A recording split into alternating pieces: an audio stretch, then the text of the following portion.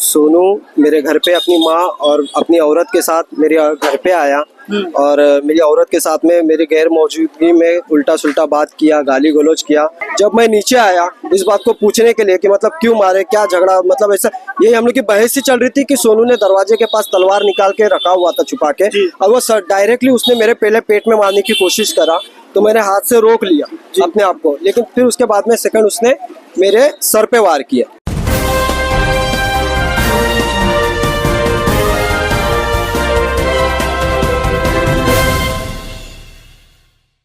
दोस्तों, मैं हूं नईम नांगरेकर और आज आज़ाद इंडिया न्यूज़ की तरफ से हम लतीफ़ शेख करके हैं, उनसे मिलने आए हुए हैं। और उनका कहना है कि उनका कुछ है ना खाला का लड़का, उनके साथ में उनका कुछ लेन देन बाकी था 2000 रुपया, जिसको लेकर उनके साथ में उनका हाथापाई वगैरह हुआ, जिसके बाद सामने वाले ने धारदार हथियार से उनके ऊपर हमला वगैरह किया है। तो उनसे जानना चाहेंगे कि जो इंसिडेंट वगैरह था ये कब हुआ, कौन सी रात को हुआ और किस वजह से अंजाम दिया गया।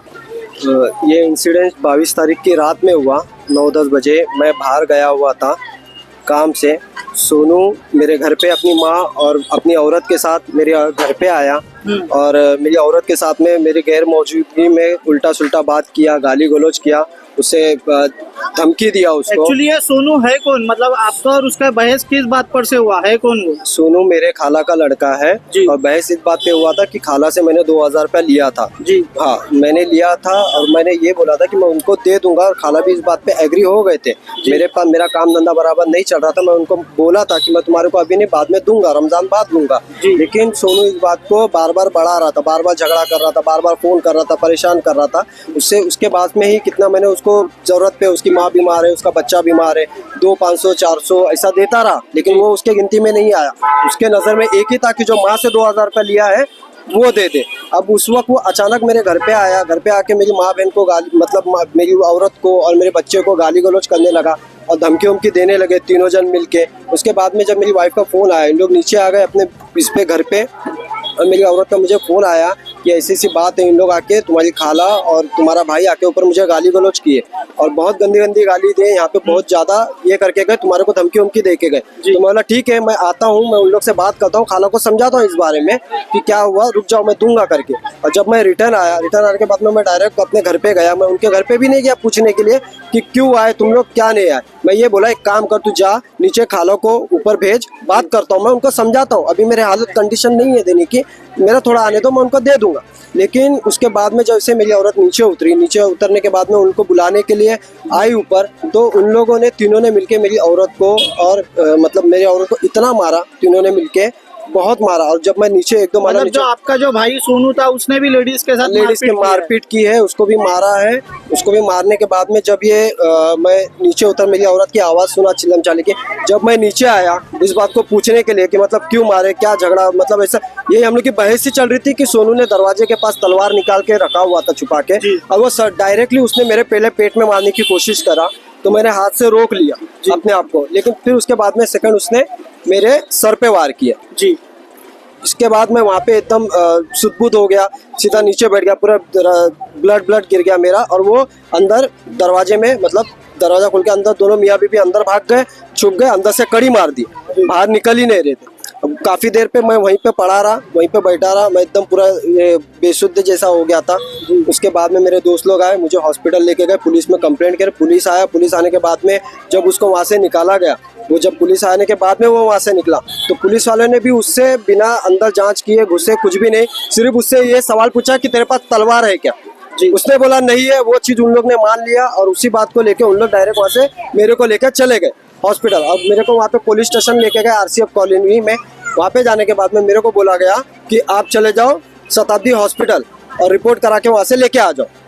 मैं वहाँ पे गया, पुलिस स्टेशन, हॉस्पिटल गया। हॉस्पिटल जाने के बाद में उन्होंने पूछा मेरे से कि क्या हुआ, तो मैंने पूरा इंसिडेंस वहाँ पे हॉस्पिटल में भी बताया। तो वहाँ पे जो भी है लिखा पढ़ी वगैरह लेने के बाद में जब यहाँ पे आया और यहाँ पे देने के बाद में मैं बोला ये लो साहब देख लो ये वो, तो साहब लोग का ये था कि मतलब ठीक है, जो भी है तुम्हारा भाई है, छोड़ दो, या मतलब जाने दो, अभी ख़त्म करो, तुम लोग का आपस का मामला है, तो मेरा बोलने का मतलब है आपस का मामला है सर, वो आपस के मामले में वो मेरी जान लेने पे तुला हुआ था, जी, मेरी जान लेने पे तुला हुआ था। अगर मुझे कुछ हो जाता तो मेरे बीवी बच्चे का कौन ख्याल करता? मतलब आपका कहना है कि ये षड्यंत्र उसने पहले से ही रचा था, पहले से ही रचा आएगा था। तो इसके ऊपर तलवार से अटैक करूंगा। जिस हाँ, हिसाब से ये आप कह रहे हो कि उसने तलवार दरवाजे के पीछे रेडी रखा था रेडी और रखा आपका था। सिर्फ आने का इंतजार कर रहा था, बराबर। तो क्या इसमें पुलिस को 452 और 307 लगाना चाहिए था आपके हिसाब से या नहीं? लगाना चाहिए था। अब मुझे इसकी आईपीसी का कोई कुछ भी जानकारी नहीं है कि क्या उन्होंने केस लगाया क्या नहीं लगाया। मैं बोला सर मेरे को आपके ऊपर भरोसा है, सिर्फ आप मेरे को इंसाफ दो। जी, हाँ, उन्होंने बोला हम पे भरोसा है ना, हम तुमको इंसाफ देंगे। उसके बाद में जो हुआ कि मतलब जो धारा लगाया उन्होंने, मेरी साइन ली डायरेक्ट धारा लगा के, और उसको ताबड़तोड़ में उसको जी। वहाँ से सुबह 6 या 7 बजे मैं निकला हूँ जी। और दोपहर के 1 बजे उसको छोड़ दिया गया। जी, हाँ, छोड़ने के बाद में वो दोबारा घर पे आने के बाद में मुझे आके धमकी देता है कि अगर भी तेरा सर फोड़ा अभी मैं तेरा गला काटूंगा। मैं पुलिस स्टेशन वापस गया कि सर मुझे ऐसा ऐसा इसने वापस से धमकी दिया है कि मैं अभी तुझे जान से मार दूंगा, अभी सर फोड़ा हूँ अभी जान से मार दूंगा। ये बोल के मैंने वापस से पुलिस स्टेशन में कंप्लेंट किया, तो उसको लाया गया। वापस लाने के बाद में उसको वापस से उसका वो जो 504 और 503 जो केस लगा है, वापस से वही केस लगा के उसको 10 बजे वापस छोड़ दिया गया। तो उसको बेल पे बाहर हाँ, लाया बेल गया। पे बाहर दे दिया गया, बोला गया कि हमने उससे बॉन्ड लिख के लिया है। और आपने पुलिस को इसके अगेंस्ट और कोई एलिगेशन वगैरह नहीं दिया कि दोबारा अगर ये ऐसी हरकत करेगा तो उसका जिम्मेदार कौन रहेगा? ये सब मैंने बताया, तो उन्होंने मुझे उसका एक्सक्यूज ये दिया कि उसको टीबी है।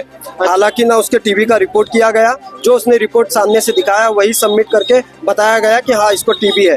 अब और जो तलवार से जो हमला किया गया आप जिस तरीके से बता रहे तो उसको लेकर पुलिस वालों का क्या कहना था? यही कहना था कि अगर तलवार से मारा है तो आजू बाजू वाले से हमसे पूछताछ करेंगे, हम इंक्वायरी करेंगे। और हालांकि ऐसा किसी से पूछताछ नहीं हुआ है। 24 घंटे बाद मेरे साथ एक ऑफिसर जाता है उसके घर के अंदर। पहले 2 ऑफिसर गए थे, लेकिन वो लेडीज लोग को देख के उन लोग रिटर्न आ गए, घर तक अंदर नहीं गए। 24 घंटे बाद जब मुझे ले जाया गया वहाँ पर, तो उसके घर में वो तलवार नहीं मिली। अब 24 घंटा एक चीज छुपाने के लिए बहुत है, अपना सबूत अगर जुटाने वो के लिए। तलवार नहीं मिली तो तलवार के बदले अगर पुलिस का कहना था कि कुछ और वेपन वगैरह या कुछ और चीज यूज इस्तेमाल हुई होगी, तो क्या वो हथियार या वो चीज वहाँ से इस्तेमाल जो हुई थी वो पुलिस वालों को मिली आखिर? नहीं, ऐसा कुछ नहीं मिला उसको। मतलब कि आपके ऊपर जो धारदार हथियार से जो हमला किया गया था ऐसी कोई भी चीज वहाँ से मिली नहीं है वहाँ से पुलिस नहीं को? मिली, नहीं। अब पुलिस 24 घंटे के बाद तफ्तीश के लिए और छानबीन के लिए वहाँ गई थी। जी जी।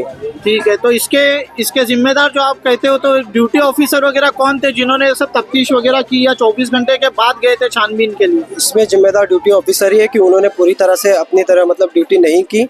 उसमें जो है जब मेरे पास हुआ था, मैं ताबड़तोड़ बोला था कि सर आप चेक करो, उन्होंने नहीं किया और मुझे उल्टा बोलने लगे कि तू हमको कानून मत सिखा।